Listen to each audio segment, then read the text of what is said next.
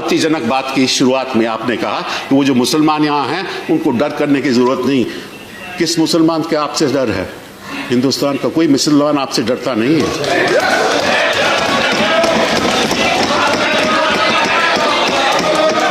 ना मैं डरता हूं जहां इस देश के नागरिक डरते हैं, ना कोई मुसलमान डरता है। डरते हैं तो हम संविधान से डरते हैं। मैं तो नहीं चाहता डरे।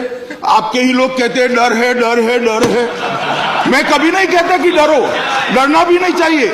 इस देश के गृहमंत्री पर सबका भरोसा न होना चाहिए। और मैं कहता हूं माइनॉरिटी को जरा भी चिंता मत करो। आपका मकसद तो हमें मालूम है, 2014 से हमें मालूम है आपका मकसद क्या रहा है। कभी घर वापसी, कभी लव जिहाद, कभी ट्रिपल तलाक, कभी सीएबी, कभी एनआरसी, फिर दोबारा एनआरसी, मतलब के फिर 370।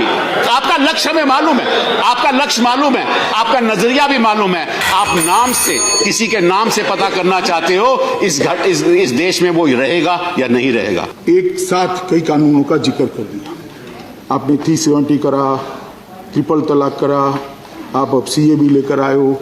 ये सब एंटी मुस्लिम है। मान्यवर, मैं स्पष्टता करना चाहता हूं, ना सीएबी एंटी मुस्लिम है, ना 370 एंटी मुस्लिम है, ना ट्रिपल तलाक एंटी मुस्लिम है। ट्रिपल तलाक इस देश की करोड़ों मुस्लिम बहनों को अधिकार देने का बिल है जो आप आर्टिकल 370। क्यों कश्मीर में हिंदू नहीं रहते हैं, बौद्ध नहीं रहते हैं, सिर्फ मुसलमान रहते हैं? इस तरह से क्यों सोचना? आर्टिकल 370 सबके लिए उठाया है, कोई मुस्लिम कम्युनिटी के लिए नहीं उठाया है।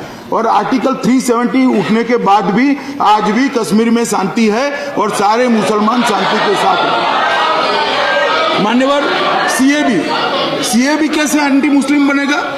मान्यवर, सीएबी के अंदर कहीं पर भी किसी मुसलमान की नागरिकता को छूने का कोई प्रस्ताव नहीं है। बाकी जो वहां की माइनॉरिटी है